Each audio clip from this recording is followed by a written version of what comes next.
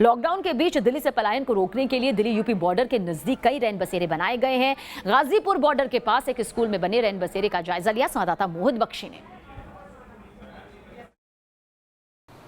दिल्ली सरकार ने दिल्ली के कई स्कूलों में लोगों के लिए रुकने का इंतजाम भी किया है। रैन बसेरों का जो टेम्परेरी रैन बसेरे हैं उनको उस तरीके से बना दिया गया है।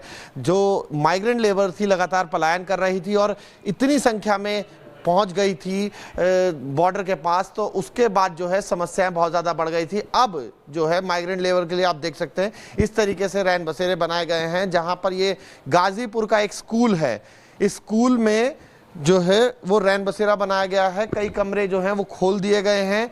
डेस्क बाहर निकालने के बाद यहाँ पर गद्दों की व्यवस्था की गई है। लोग आपको यहाँ पर सोते हुए मिल जाएंगे।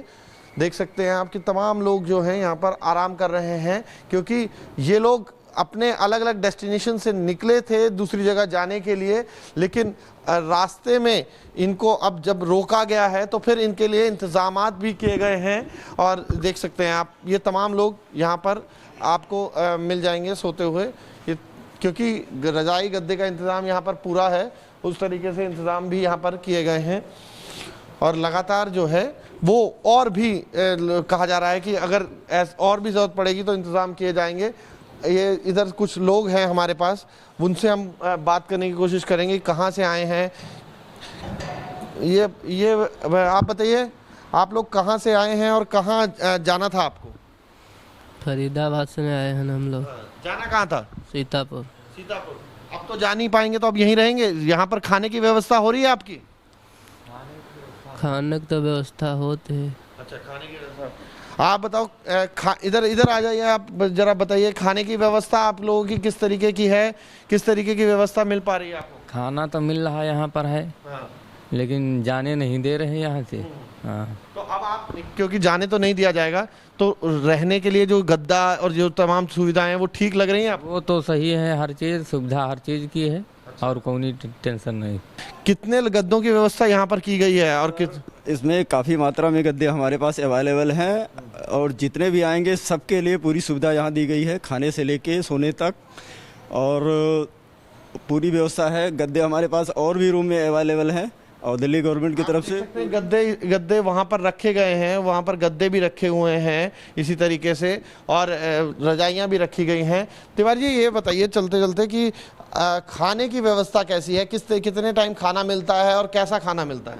सर खाने की क्वालिटी अच्छी आ रही है और दूसरा कि अभी हमारे पास अभी भी खाना रखा हुआ है इन लोगों के लिए और खाना अभी 8 बजे तक, मतलब अभी 1-1.5 घंटे के अंदर फिर से चाय पानी नाश्ता इन लोगों के लिए अभी अवेलेबल यहाँ हो जाएगा। मतलब ऐसे में लोग जो लॉकडाउन में फंसे हैं उनको ध्यान रखना है कि अगर वो आसपास कहीं भी हैं तो आराम से गाजीपुर के इस स्कूल में पहुंचकर रैन बसेरे में रह सकते हैं। वीडियो जर्नलिस्ट सुमित कुमार के साथ मोहित बख्शी, न्यूज़ नेशन, दिल्ली। और इन तस्वीरों को पहुंचाने का मकसद भी यही है कि आप हड़बड़ाए नहीं, घबराए नहीं, बल्कि इस तरह से शिविर बनाए गए हैं जहां पर आप जा सकते हैं, रह सकते हैं।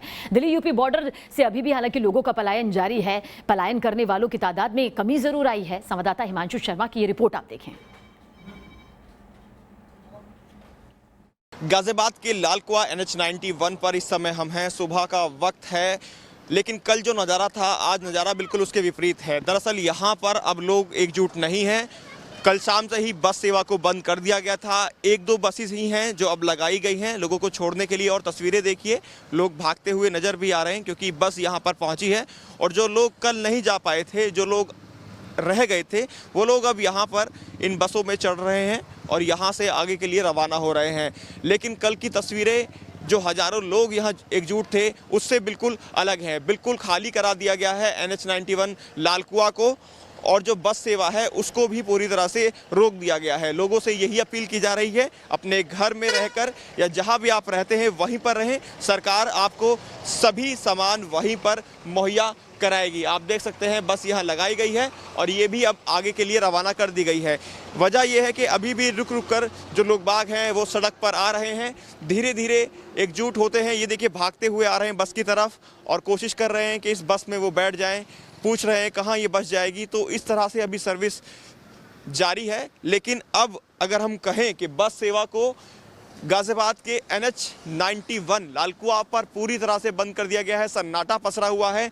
उन लोगों से हम यही अपील करेंगे जो लोग रह गए हैं अपने घर पर ही रहें, जिस कंपनी में वो काम करते हैं वहाँ पर रुके, वहीं पर आपको सरकार द्वारा सभी ज़रूरत का सामान मुहैया कराया जाएगा। वीडियो निपुत के साथ Himanshu Sharma, news nation, Ghaziabad, NH91 Lalkuan. और ज्यादा जानकारी के लिए इस वक्त हमारे साथ मौजूद है दो संवाददाता। दिल्ली के I2 से रवि सिसोदिया हमारे साथ मौजूद है और साथ ही मुंबई से शैलेंद्र भी हमारे साथ में मौजूद है। सबसे पहले देश की राजधानी दिल्ली की तरफ रुख करेंगे। रवि, कहा जा सकता है क्योंकि मामले भी यहाँ पर लगातार सामने आ रहे हैं, हालांकि दिल्ली सरकार पूरी कोशिश कर रही है कि जो ये पलायन की प्रक्रिया है रुक सके। 4 अफसर्स के खिलाफ कार्रवाई भी यहाँ पर की गई है। ताज़ा अपडेट क्या कुछ तस्वीरों के साथ?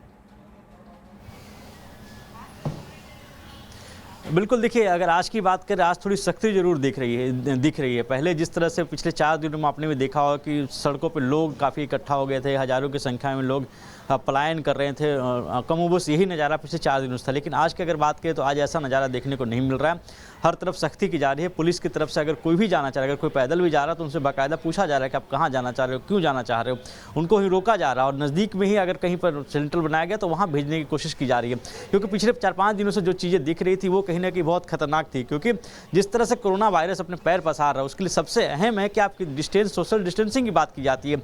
आप एक दूसरे के साथ यही कहें जो सोशल डिस्टेंसिंग उसकी बात जरूर की जाती है, लेकिन जो हज़ारों की भीड़ दिख रही थी वो कहीं ना कहीं चिंता का सबब जरूर था।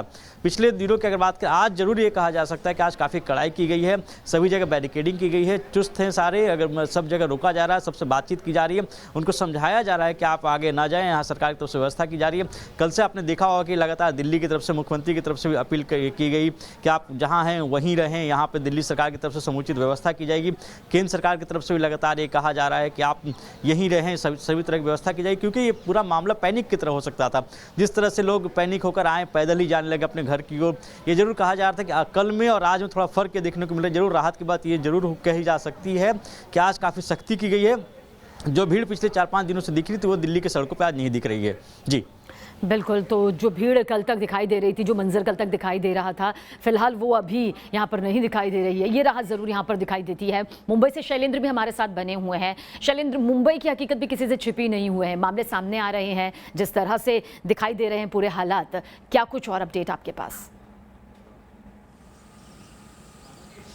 देखिए, जाहिर तौर पर अगर महाराष्ट्र की बात करें तो लगातार जो कोविड-19 के पॉजिटिव केसेस हैं वो लगातार बढ़ते जा रहे हैं, और ऐसे में माइग्रेंट्स जो हैं उन्हें रोकने की पूरी कोशिश जो है वो महाराष्ट्र सरकार ने की हुई है। और जितने भी महानगर पालिकाएँ महाराष्ट्र और नगर पालिका, बात करें अगर BMC की, तो BMC ने जो NGOs हैं, NGOs के साथ मिलकर कई शेड बनाए हैं, और लोगों को जो बेगर्स हैं, इसके अलावा जिनके पास रहने के लिए घर नहीं है, उनको वहाँ पर शेल्टर दिया गया है, और बाकायदा उनको 2 समय सुबह और शाम खाने का पूरा इंतजाम जो है वो BMC के अधिकारी NGOs के साथ मिलकर कर रहे हैं। ये मुंबई की बात रही बात महाराष्ट्र की, तो मुंबई की ही तर्ज पर महाराष्ट्र सरकार ने लोकल बॉडीज़ यानी कि नगर पालिका और महानगर पालिका से संपर्क साधा है, और वो लोग NGOs के माध्यम से लोगों की मदद कर रहे हैं और लोगों से अपील कर रहे हैं कि लोग पलायन न करें, और सरकार उनका पूरा ख्याल रखेगी, उनके रहने की व्यवस्था और उनके खाने की व्यवस्था रखेगी। इस तरह का पूरा जो सिचुएशन है वो महाराष्ट्र में चल रहा है। और कहीं न कहीं